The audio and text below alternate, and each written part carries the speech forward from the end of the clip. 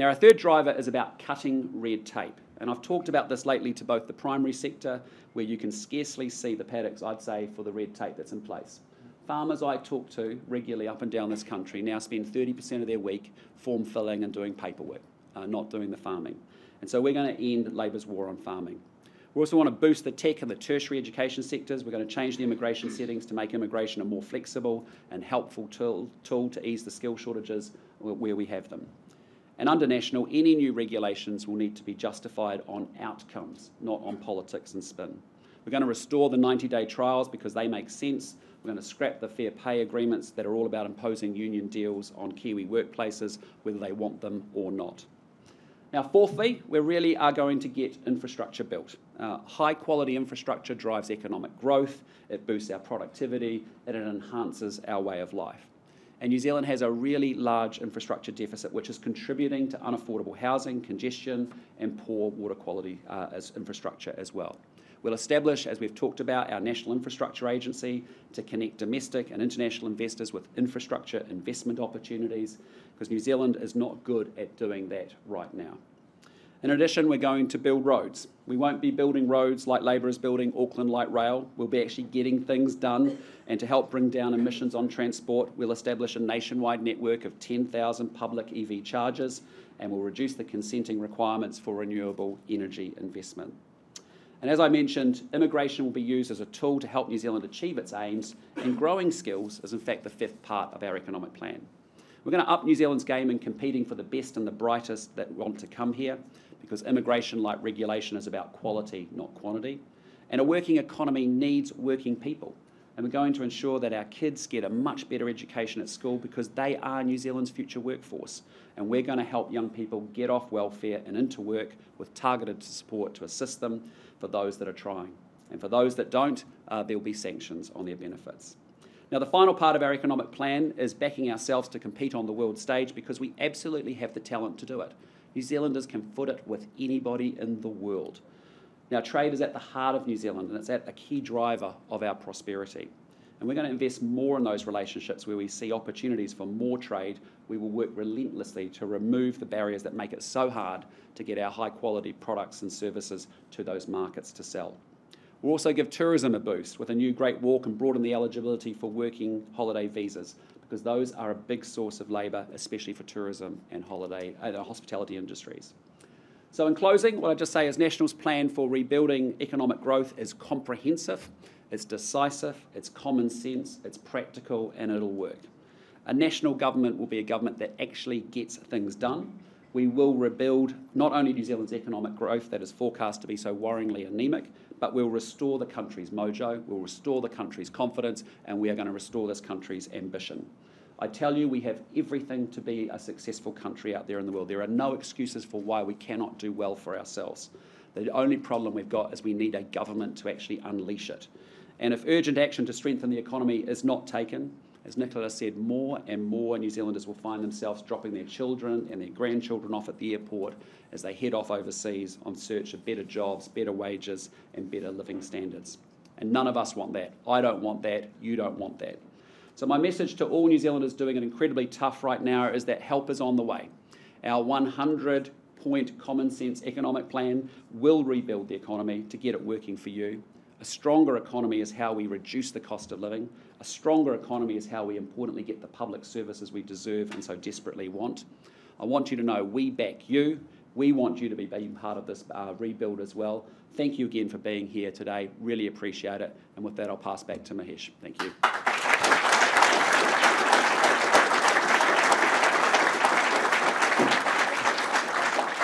Ladies and gentlemen, thank you so much for coming in today. We've heard a wonderful discourse in regards to the current state of play, and there are so many candidates and MPs here, and when we go out door knocking, we hear the stories. We hear the stories of the father who's had to sell his construction vehicle to pay rent.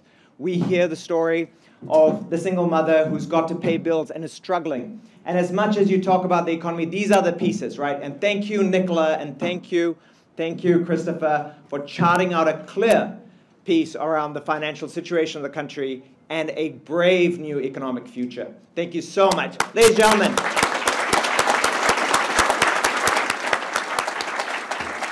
If everybody could get up and move to the back, of the hall now, we'll leave this space for press proceeding. Thank you so much. Please go back. Thank you.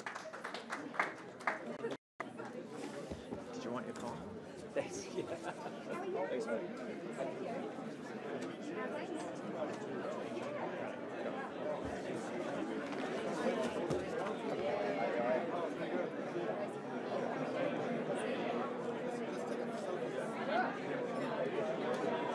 Is that all right? Yeah. Those Chris's notes? Yeah. Is that all right? Perfect. Oh, yeah. I see.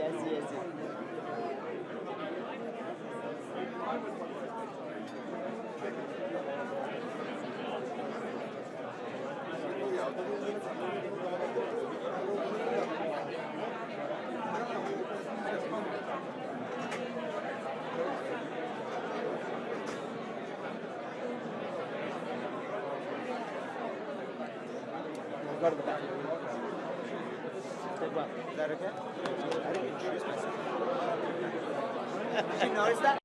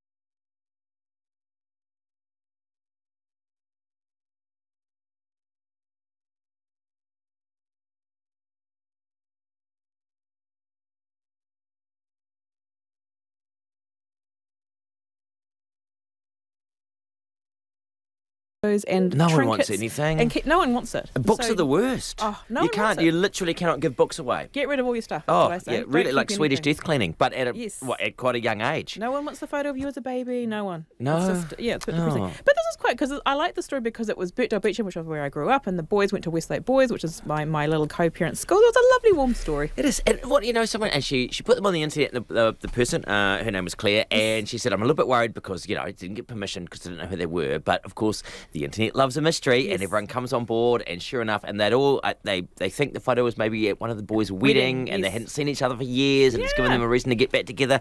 Feel Good Friday story. Yes. Yeah. But also on that same storyline was the lady who went to another secondhand shop in America. Was much more exciting though because she bought a painting.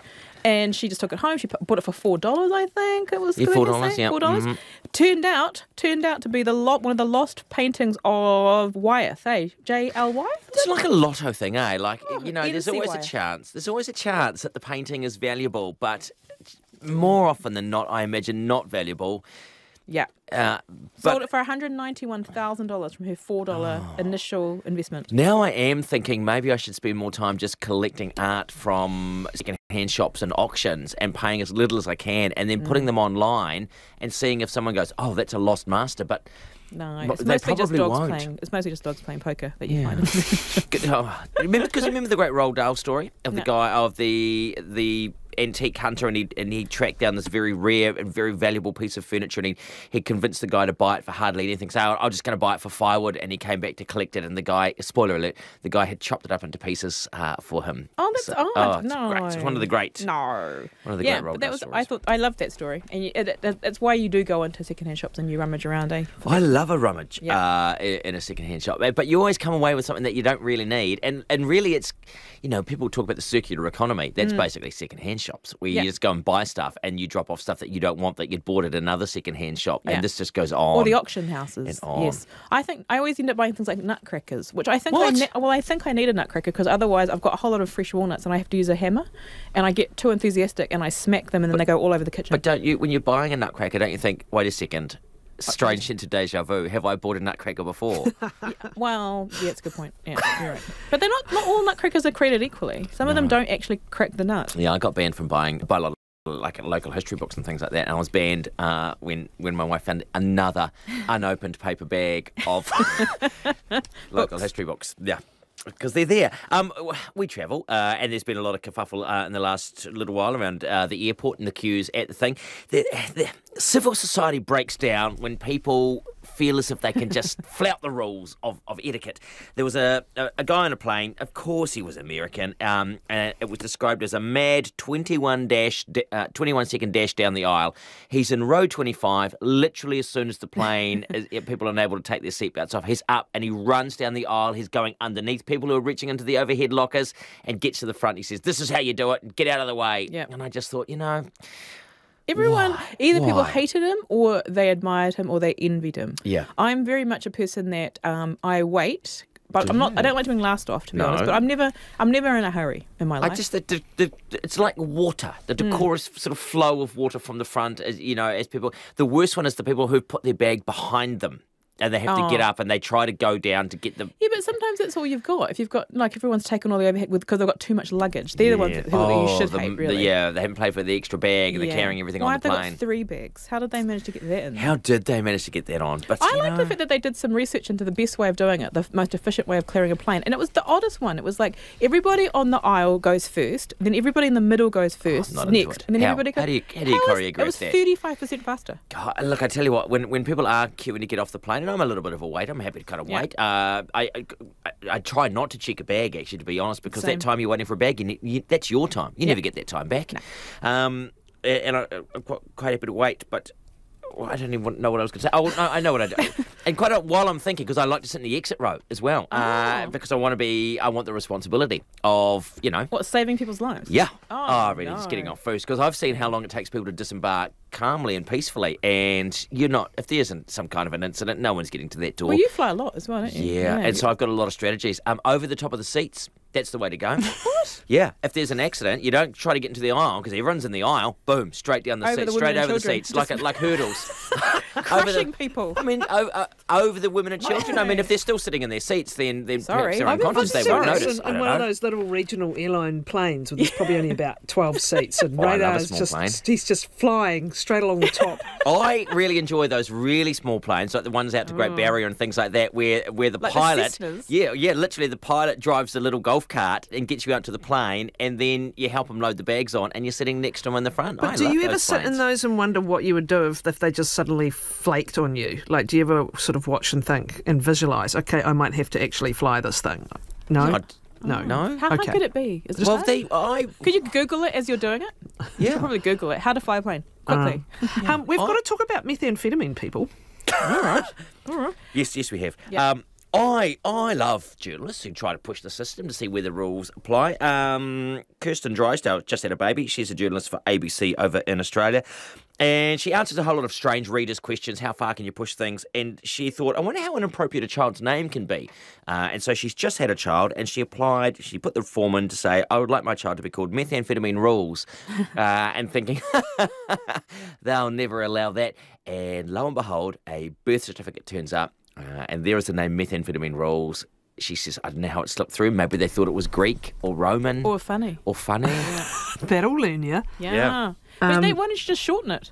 Like, To what? Like to methy or Methy. meth. Meth. That sounds like Beth. Yeah. But what's interesting is that apparently in New Zealand, and I've heard this from a very unreliable source, but in New Zealand, like if you change your name, if you legally register a baby's name and then change it, forever on the actual records it says so-and-so formerly known as. So even if little methamphetamine now becomes, I don't know, Molly or, Michelle, it's going to be Michelle, formerly known as Methamphetamine Rules. It's legally. actually the way that you said it, Catherine, it just made it sound like such a beautiful name. It's beautiful. Yeah. Well, Little Methamphetamine. methamphetamine. Methamphetamine. Come here. Methamphetamine. Meth. Nonetheless. Oh, you're a naughty told you a I million reckon times. that there was someone who just looked at it and went, oh, go on then. What if she has ADHD? Methamphetamine. Don't know. Hey, look, Speed. my favourite time of the year, not daylight saving. The Ig Nobles have just come out. Love the Ig Nobles. For those of you, most of you, because you're intelligent people, otherwise you wouldn't be listening to RNZ. They are the sort of like the Nobel Prize, but for strange kind of research. These are real. This is real research. real though, eh? research. I thought it was vital. fascinating. It's vital and real. Fascinating. And so some of the prizes this year, why geologists and paleontologists lick rocks. They did a study on that. It turns out that Hungry. it helps them to see if there's little things on the rocks, fossils and things. Do you have to lick them though? No. Oh, just as a choice. I like the effect of anchovies' sexual activity on ocean water mixing. Like how much ocean water could possibly mix by the frantic, I was Of going to say anchovies. copulation of, I don't know how anchovies mate. Now there's my afternoon, my weekend's taken care of. Oh. Yeah, got to go figure that out. I like the one with the spiders. So they use the spiders because spiders have like sticky stuff on them. So Yeah. they use them as like a sticky substance so that they didn't have to reinvent Velcro or something. So, because they said humans use furs and Yes, skins, yes. why don't we use the Clever. legs of spiders? The legs, that's clever. And so what do they There's do? A I lot of didn't never got to spiders. the bottom of it. Did they sort of use the legs and just implant them onto machinery? Yeah, but like it's a lot sort of. of It's a lot. though. Fake legs for robots made out of actual spiders' legs. That's a lot of spiders. Laura spiders? A lot of spiders. It's a lot of spiders. Yes, I did. I like that. The counting the nose hairs one. What was that one again? I just read counting the nose hairs. And It was thought, whether oh, we had an equal amount of nostril hairs in That's each it. nostril. There weren't as many nostril hairs as I was anticipating, especially from some I've seen. There was only like about 100 or something. Oh. Oh, that is surprising. Yeah. But yeah. They were deceased, however, by this stage. So I don't know. What, dead people? They counted the nostril I hairs think of dead that's- people? well, you can't just bring in a live person and count their nostril hairs. I Well, think, like, they'd keep sneezing. I think Oh, they use yeah. cadavers for it. Yep. Irene's a pet lover. She's got pets. I had a There's pet. My pet died. Oh. Yeah, thank you. this is Poor methamphetamine. She died. this is awkward. One of those A cat. fancy pet No. insurance companies Yes. have put out they have the Hambone Awards, which are for bad pet accidents, named after a dog who was locked in a fridge and he ate an entire holiday ham while waiting to be good discovered. Boy. Good What a good boy, good boy dog. He, was, eh? He survived. He had a bit of what do you call it, exposure? That was Mild about it. hypothermia and I did overdose read- on Frostbite. ham. Yeah, I read through all the ones that are up for Yeah. nomination. I thought they were a bit boring. It was just like cats that got stuck in a couch. That was alright. I mean, it survived. It was fine. Don't get God, worried. I I did it like the once. determined Labrador from Anaheim, Sonny, dragged his crate 5 feet across the room to get close to an electrical outlet and snagged and ingested 3 phone cord chargers. What? How? It was a Labrador. Yeah, Eats a anything. determined Labrador. Yeah, they do eat anything. Yeah. Labs, they You've got to Just- watch those cats with a folding divan and Oh, folding sofa. imagine. I've had a nasty experience with that. Oh, have you? Oh, because they do get everywhere. Cats, Well, no, they don't get in, they sleep under there, and then you think, I just fold this up now before everyone gets up. I'll just make it all nice and tidy. And Yeah, we used to have one Next that would minute. snuggle under the duvet, and you go to throw yourself on the bed, and there'd be a sort of a lump and a squeal. You had to always check. 9 lives, though, cats, eh? They do. Well. They're bouncy. Yeah. Cats. Springy. Spring, and it is spring. And for those of you, spring forward this weekend. Is it this weekend? It's spring. I think it Oh, is. exciting. I mean, I think so. If not, there's going to be a whole lot of people who are just turning up really early. So we're about to go. So where and when? 2 seconds. I guess it's Sunday. Yes. Nice. Your phone will do it automatically. Happy summer. Have a lovely, lovely weekend, everyone. Catch you back next week. Ka kite. RNZ National, no mai ki te pūrongo o te pautūtanga ko Charlotte Cook, aho. This is Midday Report for Friday, September the 22nd. E haere ake nei, coming up today, Queenstown assesses the damage after a night of torrential rain. The flooding and the debris is flowing down towards the town centre, causing damage. We'll get the latest from the Queenstown Mayor. And rain takes out to its Harperi's drinking water. With the river sort of flowing through there, it was certainly not a safe place for the contractors to go. In business news, Te Pūrongo Pākihi, a study into personal banking services gets some negative feedback. And later in sport, ki roto te ao Hakinakina, France lose their star halfback in their Rugby World Cup pool win against Namibia. Engari, ko tēnei te wā mōna pito kōrero, but first it's time for the news.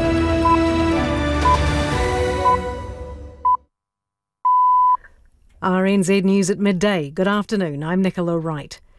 Queenstown has recorded its wettest day in nearly a quarter of a century, getting 87 millimetres of rain in the past 24 hours. A state of emergency was declared as residents woke up to landslips and flooding. Adam Burns reports. Rain has eased in Queenstown, with officials now assessing the extent of damage. Flooding and debris flows surged into isolated parts of the town centre, with several streets now cut off to the public. More than 100 residents have been evacuated from the Brecon Street and Reivers Lane areas. Schools are closed, with more than a dozen roads closed throughout the district. The severe weather comes off the back of a cryptosporidiosis outbreak linked to the town's main water supply. A boil water notice remains in place for businesses and properties across Queenstown. Wakatipu High School Principal Oded Nathan says the bad weather forced it to close today. We've got teachers who come to the high school from throughout the basin and even in Cromwell and Glenorchy and Kingston. There was some difficulty coming in from Cromwell, piece of moorings, so there was some road slips and things like that from Cromwell that impacted them. The rain stopped in parts of Southland, but rivers remain high, and the district's mayor says the flood emergency is not over yet. Southland Mayor Rob Scott says most of the rivers are now falling, but some will continue to rise throughout the day. A number of roads remain closed, and emergency services are helping people whose cars have got stuck in floodwaters. Yeah, I mean, I'm standing next to the Waiawa River at the moment, and it certainly wouldn't normally be where it is now. It's lapping past the cars. I've got about a metre and a half stretch of road on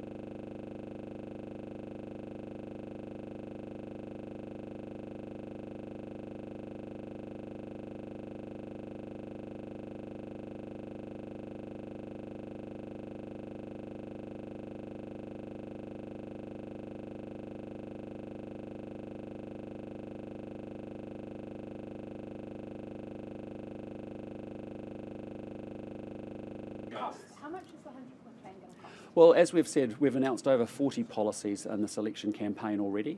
We've been very prudent, very responsible, showing good economic management, and actually this is an aggregate and bringing all those actions together in this plan. So each of the individual actions, in the case of introducing our family boost policy, for example, we've funded that from actually pulling back and cutting out consultant spends, and we've been very practical about how we get about it. Do you know how much you've put all those together in a nice blue document? Do you know how much? Well, it'll all come together in our fiscal plan, which you'll see very shortly. The first thing that you've said in your fact sheet is the Reserve Bank predicts New Zealand is already back in recession. How could that possibly be true when yesterday they said that we were out of recession? The Stats New Zealand who compiled the figures. Sure. Yesterday we saw some numbers that reframed our economic data over the last quarter, last 2 quarters, which is fine. But what's very obvious is that you can see the Reserve Bank has forecast that we'll be back in negative growth over the course of the September quarter that we're in now. And you've also seen an IMF forecast that's essentially saying New Zealand's got 1% growth a year for the next 2 years. So we have very anemic, very low, very limited amounts of growth in this economy. Stats New Zealand, who compiles the data, say that we're not in recession. We need 2 negative quarters of GDP to be in a recession. So that would be essentially this quarter and then the December quarter as well. So are you saying that's what the Reserve Bank is saying? The Reserve Bank forecast is that we are going to be in negative growth, certainly in the September quarter. Can I help here? So Stats New Zealand have given us data that corresponds to the last period. Mm-hmm. What the Reserve Bank have done is forecasts for what's happening right now and what's going to happen in the next 6 months. And what they've said is happening right now is that our economy is shrinking. They've given a quarterly forecast that it's in contraction. They've then said that the next quarter will also be in contraction. New Zealand defines 6 months of contraction as recession. Mm-hmm. So according to the Reserve Bank forecast, no one knows what's actually happening right now because we don't have the stats data yet, but according to their forecasts, they expect this to be a 6-month period of recession. So then how can you put that as fact? You've put under a fact box that we predict to be in a recession. That's not a fact. That's it is a fact that they are predicting that. Yes, but you've just said no one actually knows what's happening right now. So that is slightly misleading, isn't it? No. I disagree because that is the Reserve Bank forecast and we have framed it as their forecast. So the Reserve Bank also... Sorry, Lloyd. Yep. Our forecasts and predictions, are they facts? What I'd say to you is they're the best estimate of what we've got going forward, and we have to say that is the reality of what we're going to face going forward. And so for me, when we say the Reserve Bank of New Zealand is forecasting that we're going to have 2 quarters of negative growth, that is their current best position and assessment of where things sit going forward. Frankly, the reality is for New Zealanders watching this, they know that they're actually facing high levels of inflation. Food prices are going through the roof. They know they're really struggling. You saw new data come out yesterday about the increase in rents. And we know we've got thousands of New Zealanders about to refix their mortgages and having to find $700 extra a fortnight.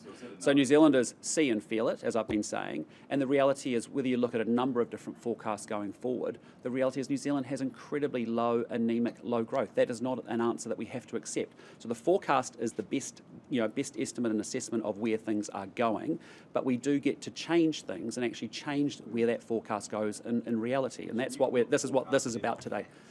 Well, they are the most official forecast that we can get from the Reserve Bank of New Zealand, other forecasts that we've seen from the IMF about the outlook for New Zealand. And I think we can align and say that's our best forecast that sits there today. But my answer is very clearly that we get to change that outcome. We get to change that forecast if we put actions in place to determine that we want to do something different about that. Why are you using the Reserve Bank? Why not the Treasury?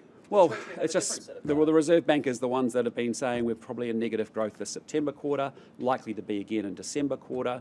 We've seen an IMF forecast for the next 2 years at low levels of growth, and what we've seen is stats then go back and with revisionist data and updated data, update the last 2 quarters. The Reserve Bank also were wrong by 0.4% in their last prediction. Yeah. If they're wrong 0.4% this time, no, it will show that we aren't in a recession. Sure, but positive zero. I just say to you, this is the wrong conversation. The reality is step out and step out. It's our forecast, right? It's the most accurate forecast that governments use to say here's the outlook going forward, and that's all that this is about. But the reality is we have low anemic growth, and whichever way you make the assessment going forward, that is something that we should be trying to change in New Zealand. We shouldn't just be accepting that the forecast is going to become our reality. We need to put a series of actions together to actually change the economic outcomes for New Zealand. We can't just sleepwalk in accepting that forecast is as good as it gets in this country. And that's what I'm interested in, is about action and making sure that we put these 100 actions into place that actually unblock the economy, get it moving, get people investing, get people wanting to take on risk and actually innovate and get the show back on the road, because this is not a great outcome for New Zealanders. If you get in the economy grows, the economy could grow too fast and it will add to inflation and actually just keep the problem going. Well, what I'd say to you... How do you get that balance? Well, look, I mean, let's be clear. We have Chris Hipkins in economic la-la land. This is Chris Hipkins and Grant Robertson who have increased government spending by 80%. They've added $125 million extra a day on tax. They've blown our debt out from $5 billion to $100 billion. This is a government that has an economic plan that is quite simply spend more, tax more, borrow more. That is not a pathway of success for New Zealand. We have seen the actions of that over the last 3 years. It hasn't worked, and we need a different plan to do it. We understand the economy. We've built this 100-point action plan in concert with New Zealanders and also in concert with the business community to say these are the practical things that get the show unblocked and get the country back on track and moving with some positivity, some ambition going forward. And it's our best shot to start to change the forecast becoming our reality, which we do not accept as a reality for New Zealand that we want. The allegations surrounding Shannon Halbert, how has Labour handled them? Well, look, that's ultimately a decision for Chris Hipkins and the Labour Party. How confident are you of flipping that Northcote seat? Well, it's obviously it's an issue for Chris Hipkins and the Labour Party, as I say. You know, again, my bigger issue is actually hearing Chris Hipkins today say that he's going to work seamlessly and wonderfully with the Te Pāti Māori and the Greens. I mean, this is a leader of a political party who can't even work with his own cabinet and his own caucus and manage them and lead them well. And you throw the mess of Te Pāti Māori and the Greens on top, both wanting a wealth tax that'll put a wrecking ball through our economy.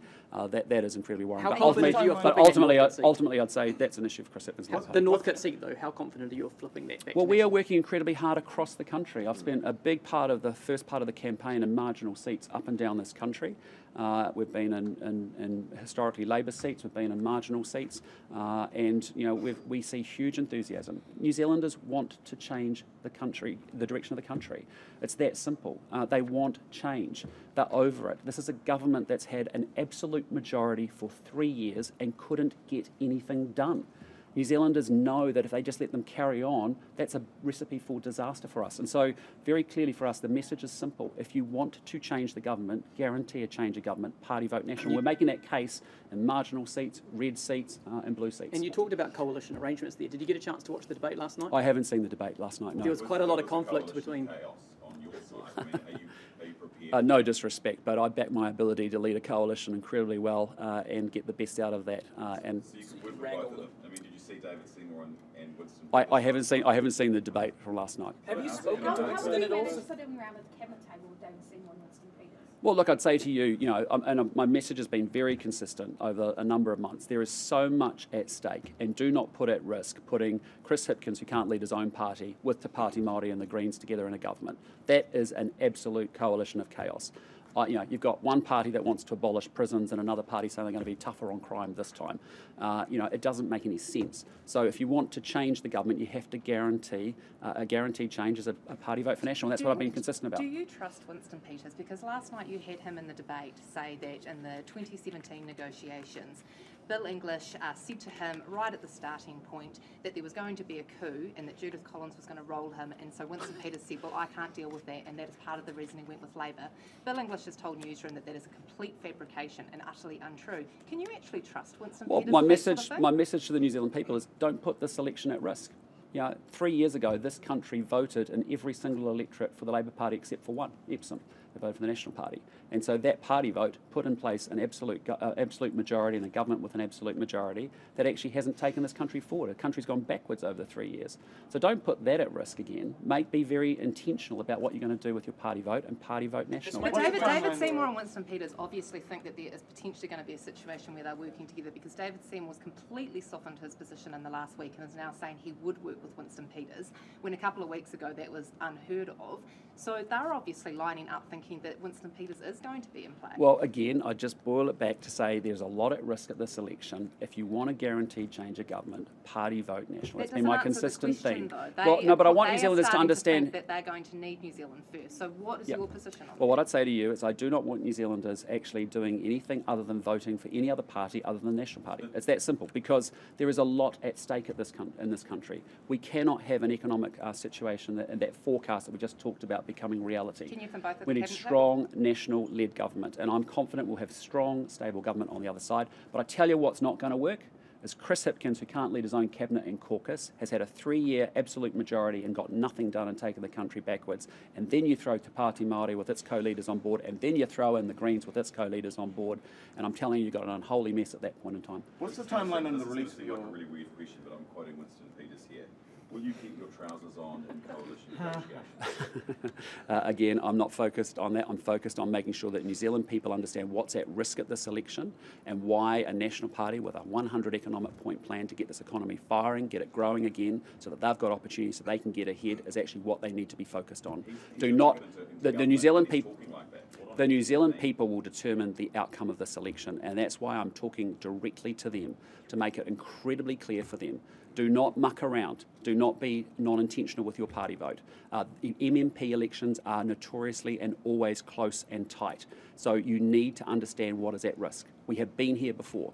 We have been here before. You know, this country voted in overwhelming terms to send a Labour government into power with an absolute majority 3 years ago, and nothing happened. The country went backwards. So be intentional this time around. Party vote national. How much on this campaign trail do you think that you were getting face time with undecided or swing voters? I think we've had a huge amount of that, and I've been doing that actually for a number of months now with the Back on Track tour, where I've spoken to 11,000 sort of people. And in the campaign trail, at quite orchestrated events like today, or do you think you're getting a lot of face time with people you could persuade? If you've been with me over the last 2.5 weeks, you've seen I've been into many, many marginal seats and red seats and Labour seats. And why are we doing that? Because actually we have a huge opportunity to actually increase our party vote, even in historical Labour strongholds.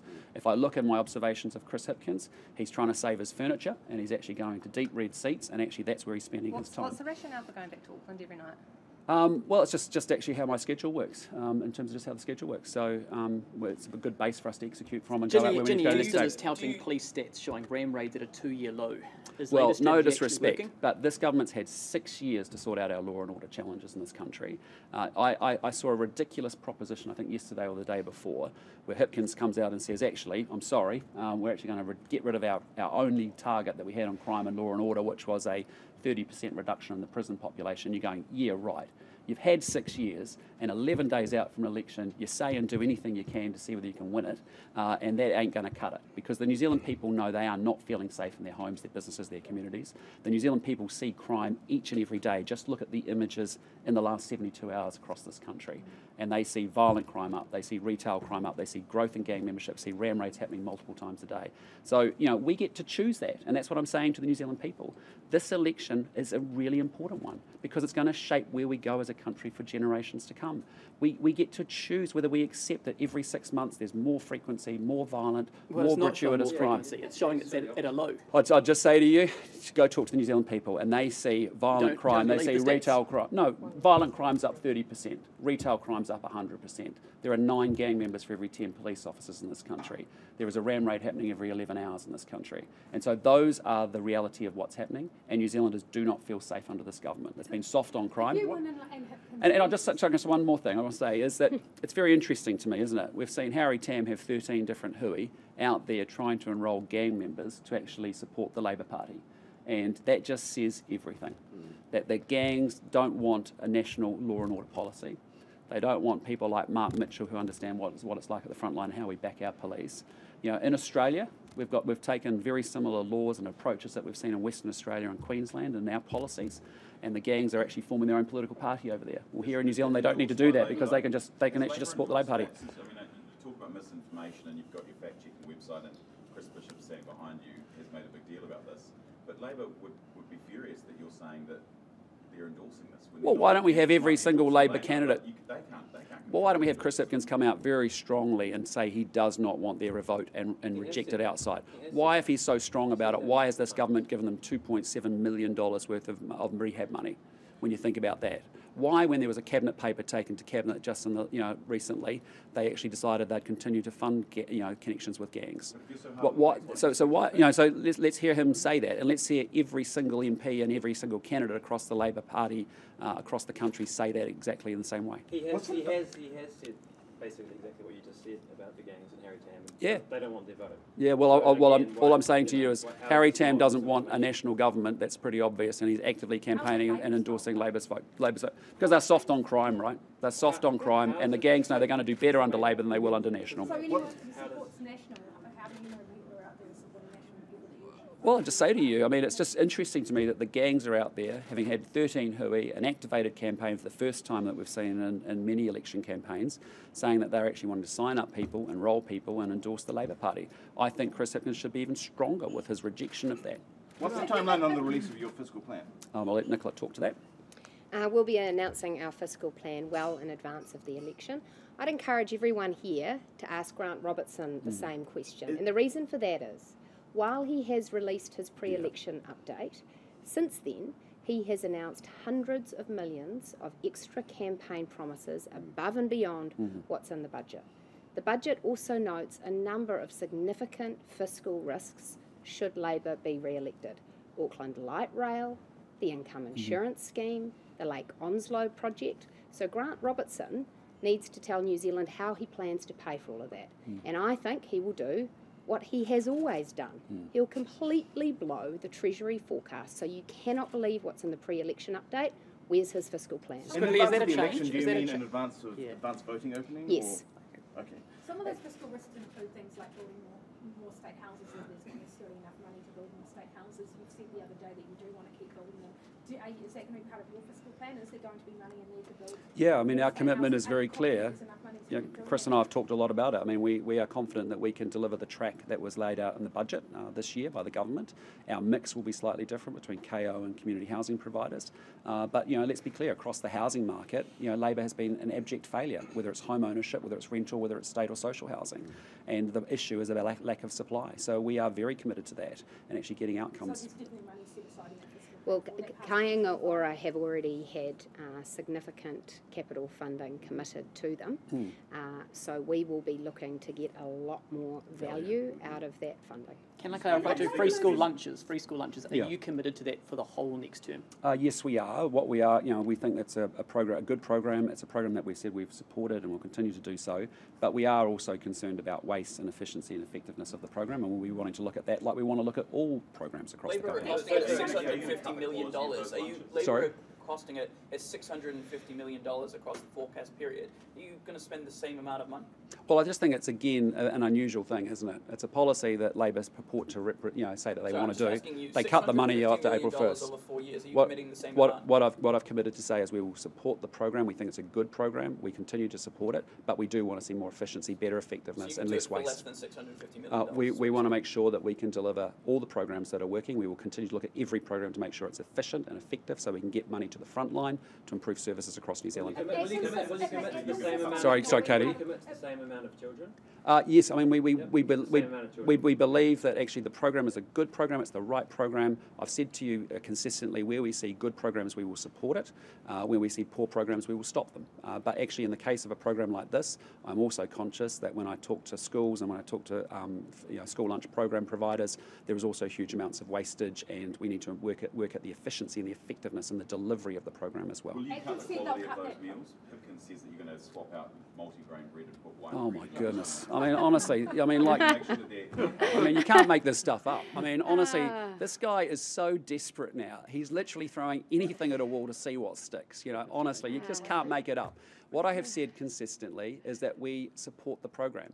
But like everything with this government, and like in my own experience as a CEO, you can get quite better. You can get better outcomes with the same amount of money and the same amount of resources if you choose to manage things better. And so in this case, we're looking at a program with a big spend. We want to make sure that we're getting efficiency, effectiveness, and a good return on that. It's quite right that we would look at wastage, ordering, delivery models, all of those things to make sure can we improve the program and get better value for money. So they would cut that program. If they make that part of the deal, would you agree? Not part of our policy. Not part of our policy. And just if Labor do lose and Hipkins leads, who would you pick to be the next Labor leader? That's an issue for the Labor Party. I will be focused on making sure we get this country turned around, we get it sorted, we start to solve the problems that we've got, and we start realising the huge potential that we have in this great country of ours. Do you have plans to reverse the over-the-counter ban on pseudoephedrine? Look, I'll look at it, but what I'd say in government, but what I'd say to you is the major issue is, again, where the conversation should be is what are we doing to crack down on gangs and what they're doing around meth, and that's where the focus should be. But we're open to looking at that in government, but what I'd say is I'd love to see a lot more action from this Labor government, which is, time's up, but that's what we'll be focused on. And on Tuesday's debate, you said that you had felt unsafe walking down Queen Street in the evenings. How recently is that? Oh, in the last year. I've just got a question about Hawke's Bay here. Yep. The work clearing all the silt in Hawke's Bay, it's been halted. It's going to be halted next week because they've run out of money in order to do it. They've only cleared 40% of it. They need another $80 million from the government. Yeah. The government, you leave giving that money. Yeah, my message when I've been in Hawke's Bay, and I've been there several times, is actually I want everyone in Hawke's Bay to understand is that we're not going to go turn everything upside down in the Hawke's Bay. It's really important. We've tried to be bipartisan and supportive of what's been going on there. I think the government's been way too slow at actually getting resources and giving people certainty and clarity on how they get to move forward. But I've said to them, I don't want to turn everything upside down and go back to a blank piece of page. We're going to honour the commitments that have been made by the government. We're going to actually speed it up. We're going to create an ombudsman role so that there is actually a place for property owners to go to for assessments around property categorisations and values and valuations and all those good things. But we are going to keep making sure we rebuild that region back very strongly. We're very committed to that. On the doctor's strike, do you think that they need to be paid what they're demanding? Look, I mean, as I've said before, we're going to increase spending in health and education every year that we are in government. On the current strike? I am not party to those negotiations. That is something that happens between the government and the union. But I would love to think that we could pay our doctors more, and I'd love to think we could pay our nurses more. But again, what I'd say to you is that we're not party to those conversations. They are negotiations that are taking place. But the bigger issue here is, again, we are seeing waiting list times across the healthcare system blow out. And again, that's what I'm going to be focused on: rebuilding the workforce, homegrown doctors, homegrown nurses, getting our immigration settings right, make sure we put targets back in place because that saves lives and focuses everybody, and importantly, getting the funding moving from the back office and then recycling it so that we can actually put it into the front line with doctors, with nurses, with the delivery of healthcare services. Can I just ask about scrapping Lake Onslow as well? Yeah. You want to double renewable energy. Absolutely. But there's this winter peak, and that's why the coal's used. No. Did you have plans to transition to 100%, and what are you going to do if you don't have a battery kind of? I'll let Chris talk to this, but we've got a good plan. Lake Onslow is not required to increase our production of renewable energy. In fact, it's actually a big barrier to the increase in renewable energy because you've got a whole bunch of investors and electricity generators right now who are holding back from making investment decisions into new wind, geothermal, hydro and solar because the government has come in and said we're going to spend anywhere up to $30 to $40 billion building our own government-owned scheme in the wrong place. And they are all holding back from making investment decisions. So the best thing the government could do to increase renewable energy production, which we are absolutely in favour of, in fact we're far more ambitious than the government on, is dump Lake Onslow immediately, which is our policy, put in place a national policy statement on renewable electricity generation, which makes it far easier to consent new renewables, which we will do and the government has not done for the last 6 years, and get the lines upgrades happening so that you can invest in local distribution networks and the national transmission network to make sure renewable energy goes to where it needs to be. And that's our policy, and we will move quickly on that because there are enormous opportunities around electrification, but we need to get rid of Lake Onslow. Well, in the winter peaks, at the moment, we have Huntly operating from coal. Over time, Huntly will come off coal. And you have fast start gas peaker plants for those winter peaks when everyone comes home from work at 5 o'clock and puts the kettle on and starts dinner and has a shower with the kids or put the kids into the bath. put the This kids into is the bath. a man with a young one who's There's a doing man with a bed, young bath, one. dinner time You know, routine. I'm very well pleased. that's when the peak is. That's when the peak is, and you can use fast start gas peakers for that. Gas is your long-term plan. Fast start gas peakers as a transition. You don't need a $30 billion plan, and there's not an expert in the country who thinks that is required. So we're going to dump it. Well, even on the government's own suggestions, they say that even with Lake Onslow, it's 100% renewable in a normal hydrological year. You've got to read the fine print on this stuff. And actually, that last 1% to get to 100% renewables is extremely expensive. We can get to 97, 98, 99% renewable and massively electrify the economy and use a bit of fast start gas peakers. That is a much more efficient and effective use of money than the government dumping $30 billion worth of Crown capital into a boondoggle scheme in the wrong place of the country. All right, on that note, I think we might wrap it up. Because it's actually about growing skills, and it's about making sure that our kids are actually learning in the classroom and our teachers are able to teach. We see the evidence overseas is incredibly strong. We see schools that have done it here locally in New Zealand, and they've had really fantastic results, and that's something that we support. So we want, as I've said to you so many times, this is the thing that worries me the most in my time in politics, is the state of our education system. And Erica and I have talked and thought deeply about this, about what do we need to do. You cannot call ourselves a first world country and have the hope that we have for our economy moving forward if we can't get our kids better educated to access higher paying jobs and therefore get more freedom as to how they get to live their lives. And so that's why we want our kids back at school, and importantly we need to drive academic achievement, and we need to work really hard at that and teach the basics well. Part of it is avoiding distractions, and that's why we want to ban mobile phones across the country. Go. Last question, Katie. Yeah. You said that when you were talking about tax, that 20 households are paying on average $23,000 more a year. Tax a year. Or the average. That's a bit disingenuous, isn't it? Because that's how the tax take is spread out. That's because there's more people in the country paying tax, or there's wealthier people paying more tax. That's not every household paying $23,000. What it is there's $125 million of extra tax being paid each and every day in this country. A lot of it is a function of inflation, where people have been pushed into higher tax brackets as a result. Well, yes, but any other, let's be clear. This is what Nicola and I are proposing around trying to get compensation for inflation by moving tax brackets is not radical ideology or deeply political. It is a common sense response that you see in centre-left, centre-right governments all around the world. And what we're doing here is saying the government is collecting a huge amount of tax because people get chucked into higher tax brackets because of inflation, and as a result they end up paying more tax. And so that load spread across the households in New Zealand is 23,000 extra households a year, $23,000 household per year. That's what it works out at, on average. The message is really simple. We've got a government that's spending more, up 80%, $1 billion extra a week. We've got a government taxing more, collecting $125 million a day. We've got a government borrowing more, from $5 to $100 billion, costing us $11 billion in debt servicing a year. That recipe, that dog don't hunt, that ain't going to work. And actually what we need is a proper economic plan, and that's what the National Party will deliver. Strong economic management so we can get ahead and actually get better public services in place. Thank you guys. Have a good day.